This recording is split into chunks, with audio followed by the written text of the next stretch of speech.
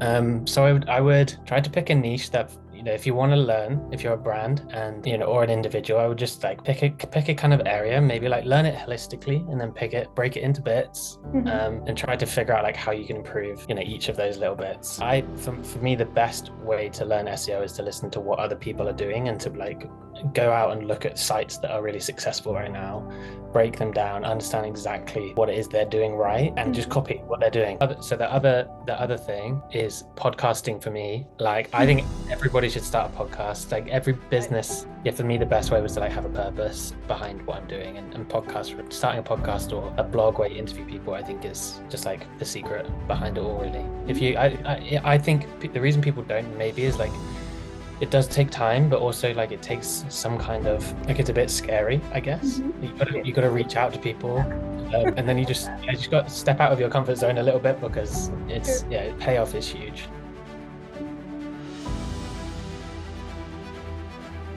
Hi, everybody. Today I have a really special guest, Ben Goodey.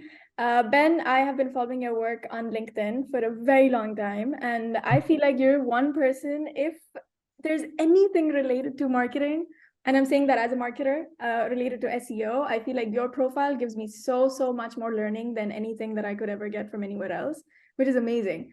You are a Wow. founder and creator of How the Fuck podcast, and you're building an archive, like literally an SEO treasure for all of us to, go through, get all the learnings that we can for as solo entrepreneurs, as people who want to learn about SEO, as people who are, working for different brands behind the scenes as well. So I feel like what you're doing is not just, content that you're creating in the series, but it's so much helpful for all of us. So thank you so much for doing that, and thank you so much for coming on the show.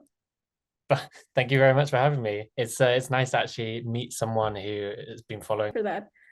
So Ben, I really want to start off with, talking about your background. We can start off with how you got into marketing and what do you do at the moment, because you're also a search first marketing consultant. And I feel like we really want to break that down. Like, what exactly is that? Just to make it more simpler for people who don't really. Cool.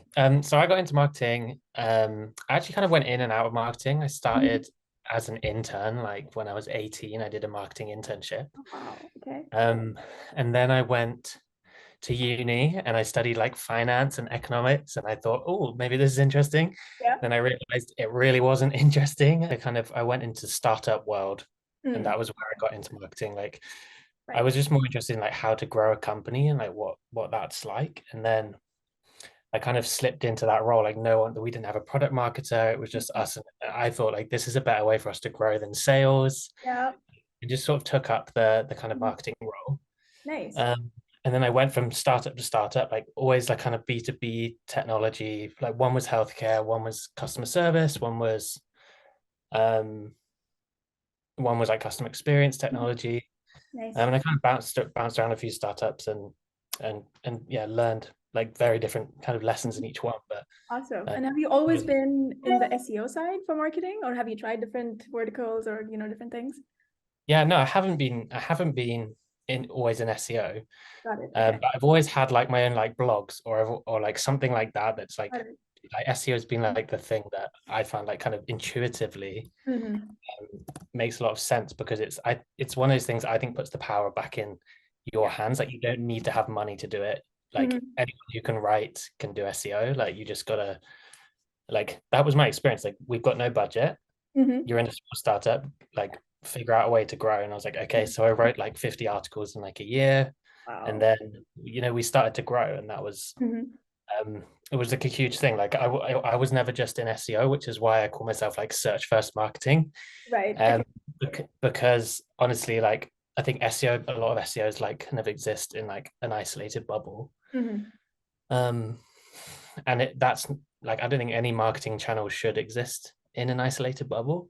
That's true. Um, and so as like a person coming up in a startup and just being tasked with like grow this company, SEO was one channel, but like clearly it didn't work without having great copy on the website. It didn't work with having great like landing pages. Also Mm-hmm. there was ways that we could use paid advertising to accelerate our SEO, um, and use partnerships to get links and like to Mm-hmm. build like content awareness, podcasting. Like we did everything, Wow.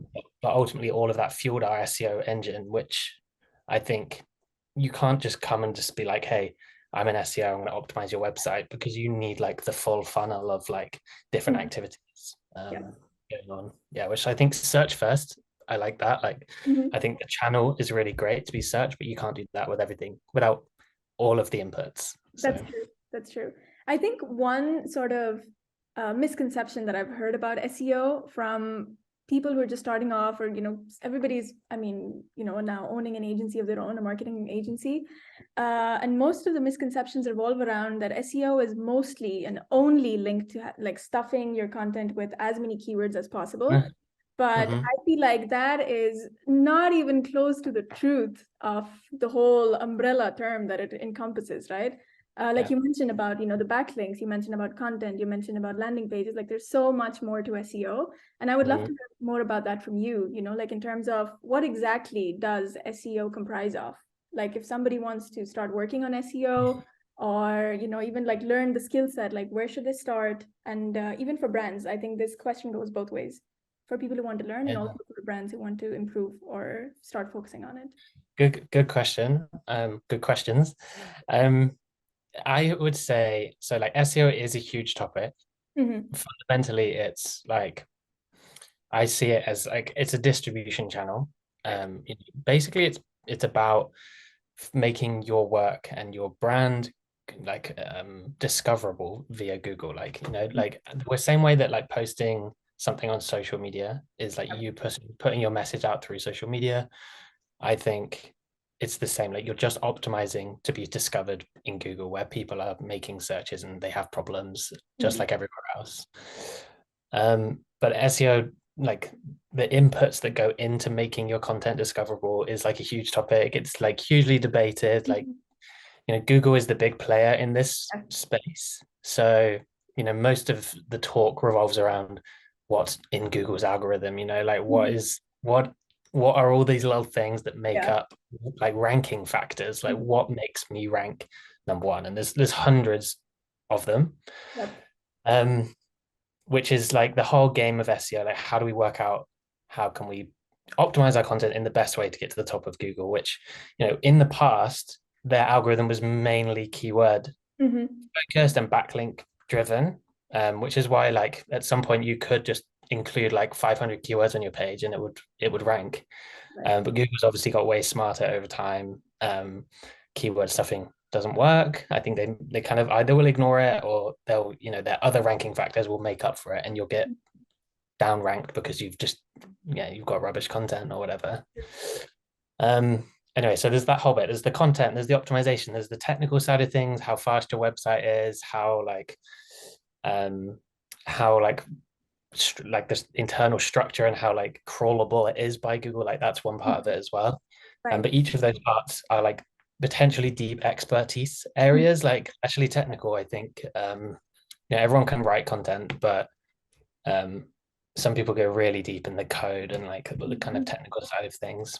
Yep. So I would try to pick a niche that, if you want to learn, if you're a brand and or an individual, I would just like pick a kind of area, maybe like learn it holistically and then break it into bits, Mm-hmm. um, and try to figure out like how you can improve, each of those little bits. But definitely start with the holistic like overview of SEO.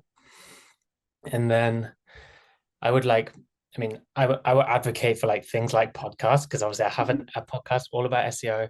Yeah. But for me, the best way to learn SEO is to listen to what other people are doing and to like go out and look at sites that are really successful right now, break them down, understand exactly what it is they're doing right, and just Mm-hmm. copy what they're doing. Wow. Because no one really knows exactly what Google looks for. That's true. That's true. I think the best thing that you can do is go out and see Mm-hmm. what is working and then break it up and really look at that. True. So yeah, case studies, podcasts, look at who's done successful stuff and figure out why.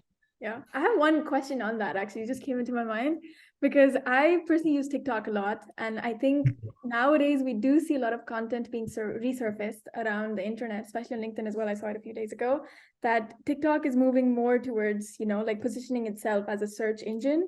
And Mm. we do see content being, more prioritized or, maybe ranked according to SEO as well. So there's a lot of like tricks and tips, that people are taking away from Google and now applying that to TikTok as well. So what's your take on that?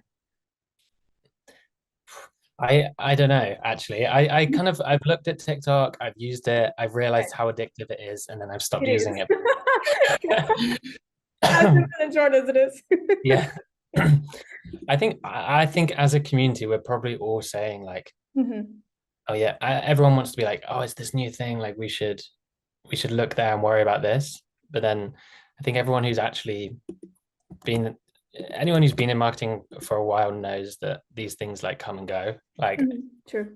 there was I don't know, every year there's a new technology that comes out and everyone's like, it's gonna replace Google. Or Recently we like had the chat GPT. I feel chat GPT is like a huge threat to Google. I don't like I think these things like Google seem like unshakable, but I think actually like companies come and go, and it would be crazy if Google somehow like lost a lot of their market share. But I wouldn't be surprised if that did happen in the next 100 years. Like it's going to happen. So you should always be prepared and looking for new technologies. Yeah. But in terms of technologies and also, staying up to trend, I just want to know, Ben, like in terms of your career, like how have you stayed up to trend yourself? And now I know that you have a platform where you do help other people do the same. But I also want to understand in terms of like building your skill set over time. Like how have you done that for yourself? So actually for me, like I'm trying to think back to the early days, but I think there's two like fundamental things that have really worked for me. One is doing it myself. Right. So having a reason. Like there's only so many courses you can just like consume and be like, oh, okay, theoretically I understand that, but like go and start, like you have, start a podcast and realize it's actually really hard to make people listen.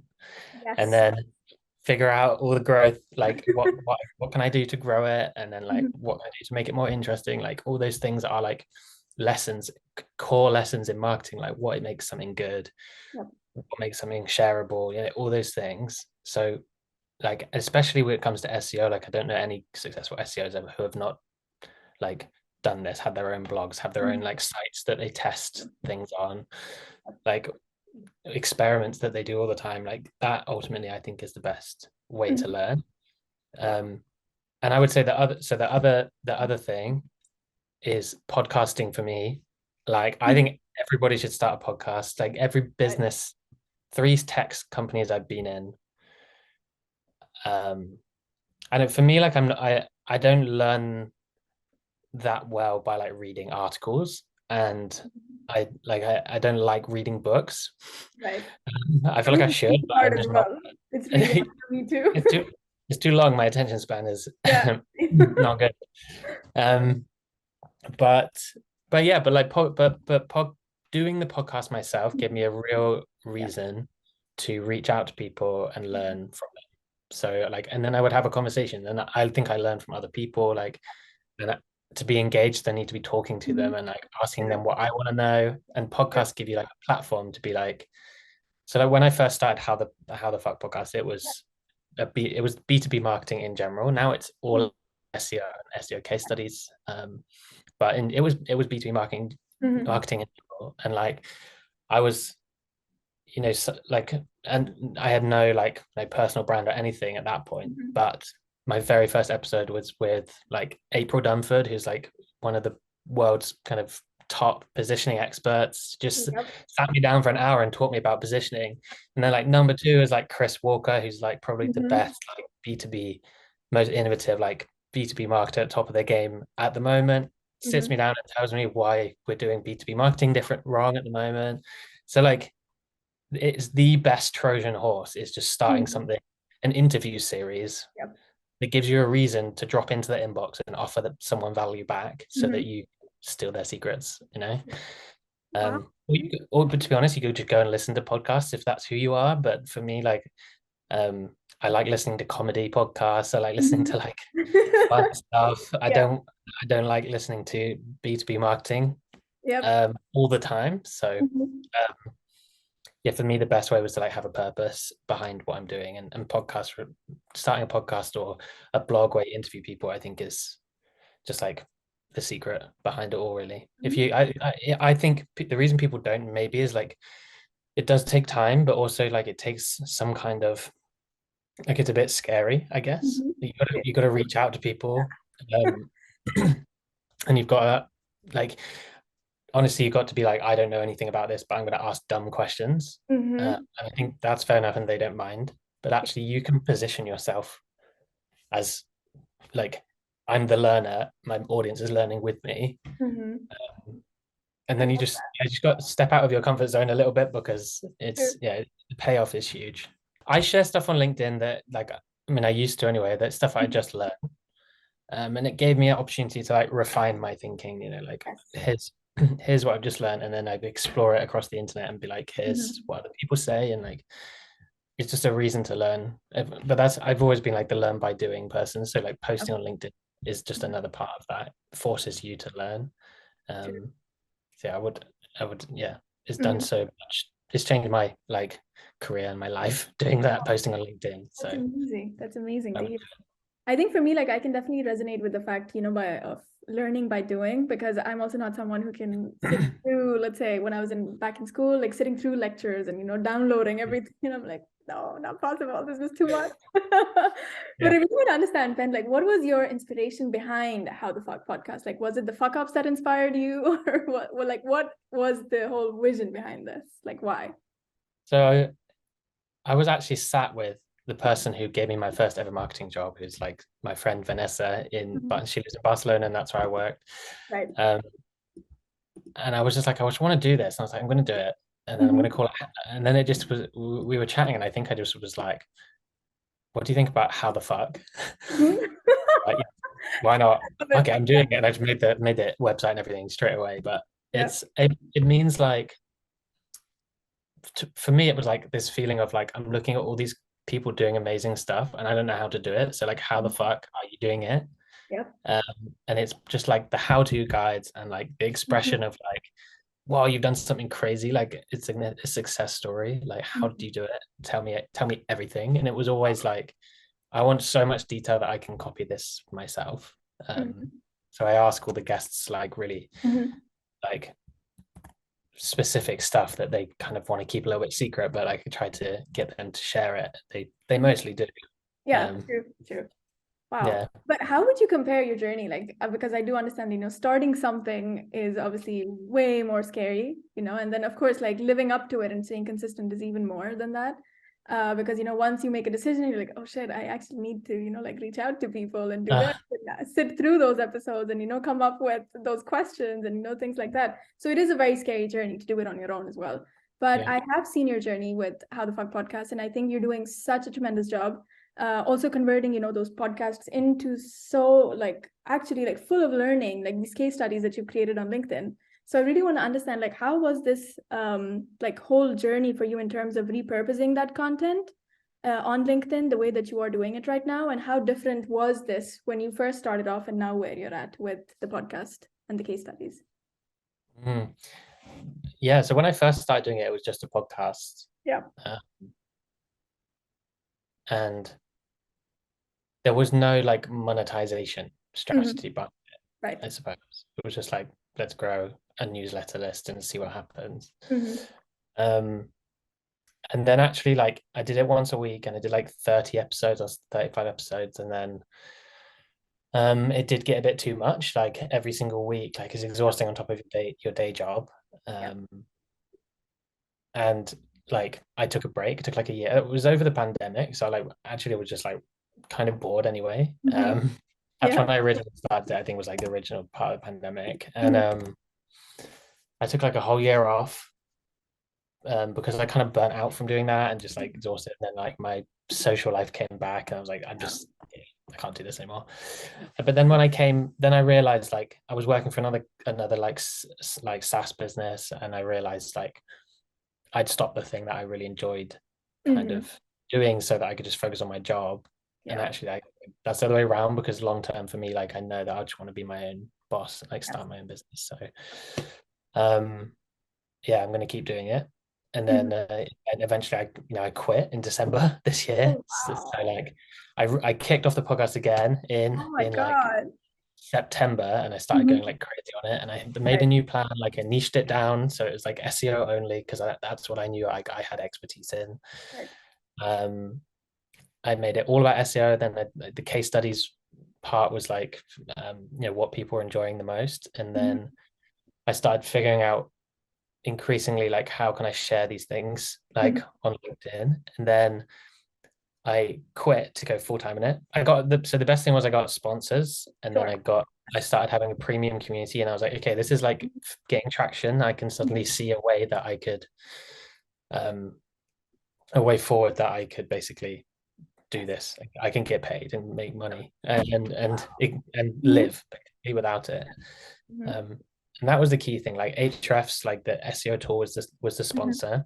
Nice. Um, and they have a partnership program. Like people should like reach out. They're definitely, you know, wanting to invest in more Mhm. niche kind of projects and stuff. They don't really care that much about your audience size. Mhm.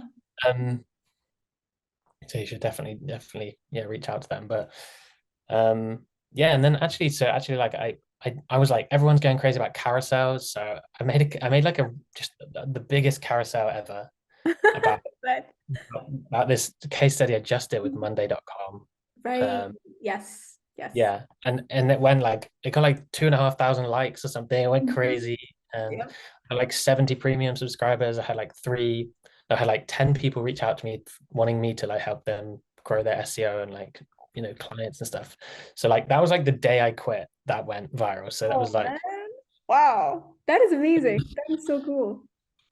it was a bit of a relief to be honest. Mhm. Like Yeah. yeah, it accelerated the growth of this Yes. podcast like Mhm.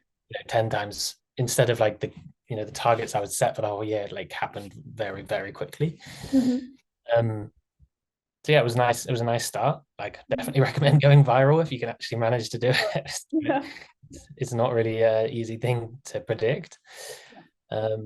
But yeah, then carousels, I was like, okay, carousels are working. Like they are obviously the thing on LinkedIn at the Mhm. moment. Yeah. Yeah, just like lent into that like very much, and just every week new case study. Like I turned it. For a while for the premium, I've been working out like the funnel.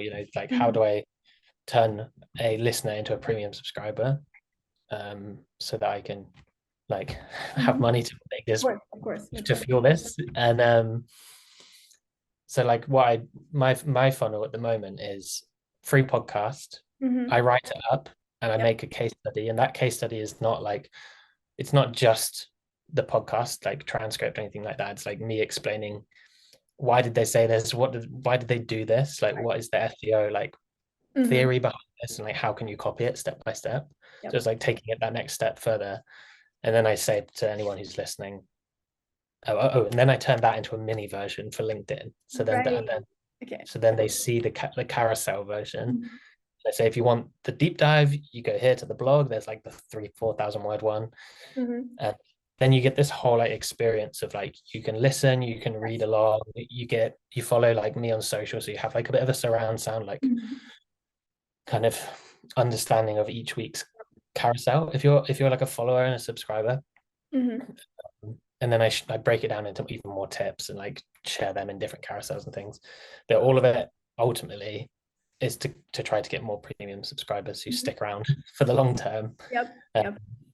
yeah, For yeah. But sure. the best, honestly, I would say the best thing is to get the sponsor, because try to get someone who works with you like long term, who like Mhm. backs what you're doing, and has a similar kind of audience to you, because you don't have to worry so much Yeah. about yeah, because it's hard to produce a podcast and a case study. Like, it takes me 2 days a week to do the whole thing. Yes. Uh, Yeah. you need to get paid somewhere. True. True. So But can I ask, like, how many paid subscribers do you have at the moment? I think it's like maybe 140. Nice. Okay. And recurring, right? Yeah, yeah, That's yeah, pretty yeah. cool, man. I love And that. a lot of them are like a lot of them have the annual subscription, so that's like Yes. Okay. yeah. But it's only really been kicked off for like 2 months or Mhm. something. So I just yeah, I've always said from the beginning like I want 1,000, Yes. and Yeah. when Yeah. I'm Yeah. there, Yeah. then I'm Yeah. like Mhm. clear. So I'm doing everything I can. Yep. Yeah. But At I'm the really moment, hoping that whoever listens to this, like, please go ahead and subscribe, because I do know that your content is really, honestly, really valuable. And those are SEO practices that really can be applied globally. So it's not really on a local level, but it can really change your SEO game wherever you are. So if anybody's looking to, build that skill set or learn from a podcast or learn from content that's available online, then I would really suggest to, go and subscribe to your content. thanks for the shout out. I mean, I don't want to plug it too much, but it's like, No, but it's always good, because it's so nice to actually see your journey from like the outside and now behind the scenes as well. I mean, I can only imagine, man, how much effort goes behind that. So yeah, kudos to you for that. thank you very much. I mean, yeah, and whatever industry, there's enough now case studies that Mhm. whatever industry you're in, you could probably Yes. find someone who is like where you want to be and copy their Mhm. exact strategy. So like Sure. have a look, see if it's someone relevant. Especially if you're in software, like I've got loads of SaaS businesses in there Mhm. now. Yep. Uh, And also, I think it's so difficult nowadays to crack the B2B aspect or also the SaaS B2B concept, because with B2C, I think people sort of have standard practices, but with B2B and with SaaS, I think you need to really hone down the craft to understand, what works and what doesn't. So yeah, I'm really glad that you're working on that side as well, like, niching it down further. But I really want to know, a little segue from the topic, Ben, what do you call your biggest achievement? Would it be the like starting this project, or and also I really want to know what's your best fuck up, like not the biggest one but the best one that you're like, oh changed my life. That's a really hard question. I think the biggest fuck up. I don't know. Yeah. There's been so many like fuck ups in my life, but I don't know if there's like one I would say is big Mm-hmm. or really big. Sure. My biggest achievement, honestly, I think a couple of startups ago that I worked in, like I was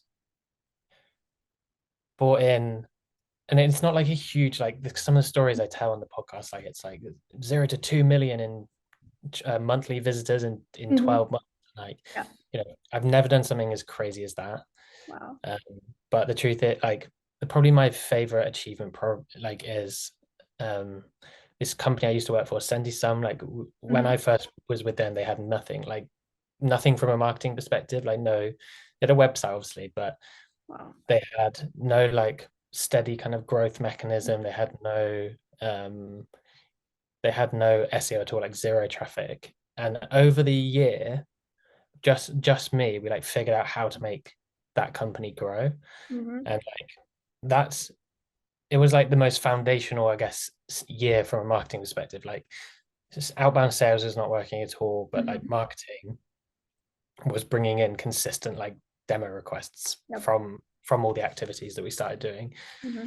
And I think we took it from like I think it was like 0 to 5,000 on my own, like with no freelancers or anything, and then but also like from 0 to 8 monthly demo requests. So like people reaching out and then converting at like 25% or whatever, That's like quite amazing.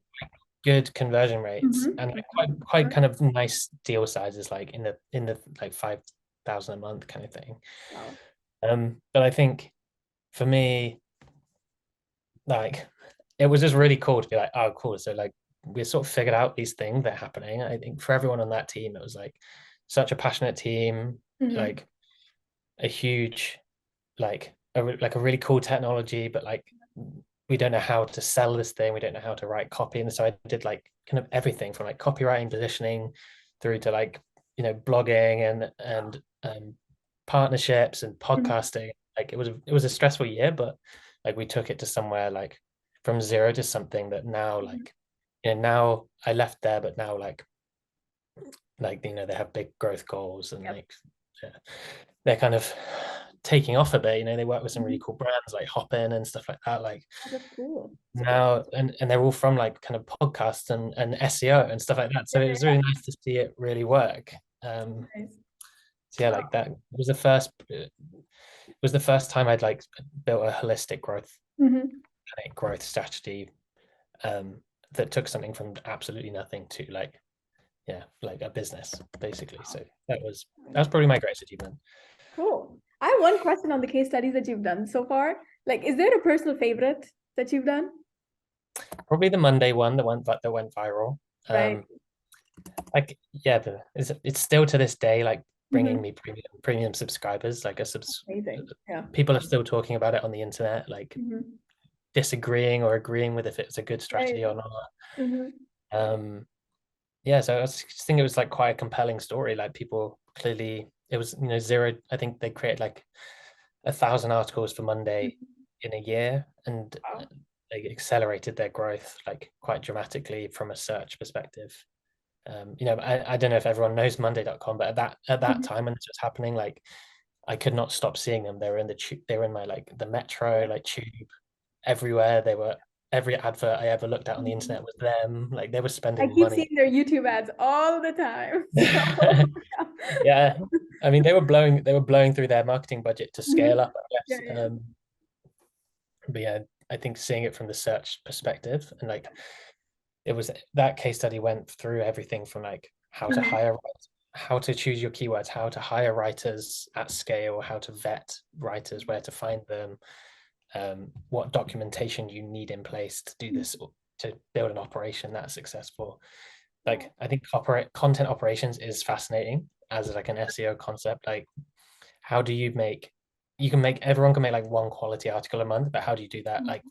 100 times or Yep. 800 times in 1 month? Like that's yeah, take something quite special. So like those probably that one. Wow. Nice. And if I can ask, what's your top strategy for SEO? My top strategy of SEO.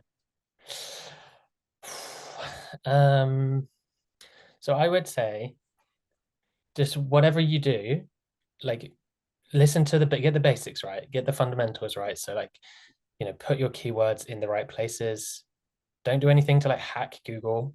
Uh, Hmm. don't do anything like to try and cheat them because ultimately one day they will catch up. And Hmm. then I think my favorite thing is to combine like thought leadership and SEO content. Like don't see your SEO writing as like it can be rubbish because it's just going on search. We're not sending it to our customers because if you get 1,000 people a month coming to that article, like Yep. if that's rubbish content, it's not going to do much for you. Like I see it all the time with people I work with. Like we've got 10,000 traffic, but Hmm. literally none of them ever have gone to our pricing page or product pages to look around. And ultimately, what I'd say is lean into like your thought leadership, make sure you have like expertise in there, get interview the right people, get experience, Wow. and make sure your SEO content is like full with interesting insights, stuff that no one's ever seen before, Right. stories, real stories, like that kind of stuff. Yeah. Cool. Awesome. And one last question from my side, also considering the time, then.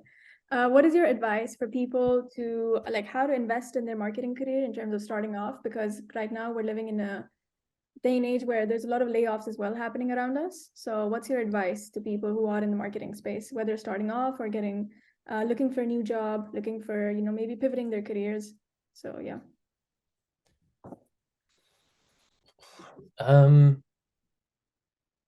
Yeah, I mean, layoffs that really sucks, especially if you're in like a, in a precarious situation. I would I would honestly recommend, like I think everyone maybe has to learn this lesson, but like don't ever be loyal to a business. They have one goal and it's profit. Yep. And yeah, to be completely honest, like don't sacrifice your mental health for a company and don't trust that they're not going to lay you off because even the ones that say that they never do layoffs Mhm. are doing layoffs at the moment. So like invest in your personal brand, your network, invest in your skill set always. Try to optimize for like new experiences, for like achieving case studies yourself. Like this is what we did. Like try to get those experiences under your belt as soon as you can. Even if that's like starting your own blog, like find a way that you can differentiate to show that you are doing something really good. Um, and yeah, like I think if you can become someone who's like got something unique about them, like you're always hireable. Yep. So like I would say also like I say this to all my friends, like if you know that you're one of those people who works really hard, like 90% of people aren't like that. Yep. If you work really hard, like value yourself and like back yourself, like don't take salaries that are less than you deserve because Yes. you're going to turn up and they're going to go, oh wow, we're underpaying you, great, but like you know push for what you want and then like learn to show off your skills and yeah, I think just do something. Also, do there's again, I come back to like that point, like do something. start Yep. a podcast, start posting on LinkedIn. Sure. You're just very valuable like that. Awesome. Thank you so much for today, Ben. This was amazing. And I mean, it's amazing to just hear your story from behind the scenes and also to get to know, how to start it, where you are at the moment and your journey with the podcast as well. And keep doing the amazing job that you're doing. It is so, so good to just go on LinkedIn on any day and I see your content. I'm like, oh, wow, this guy is just amazing. So Thank you thank you so so much. much for that. No, honestly, I really mean it. So thank you so much for sharing the content that you're sharing. And I hope you continue growing your subscribers and the community that you're building. So yeah, thank you so much for sharing your time as well. Thank you very much. Yeah, I mean, if anyone has any questions, feel free to add me on LinkedIn, but don't just add me, like send a message, because I get a lot of people I don't know adding me. So like just send me a reason and I will accept. But yeah, would love to chat. Awesome. Thank you so much. Thanks. Cool. All right. Bye.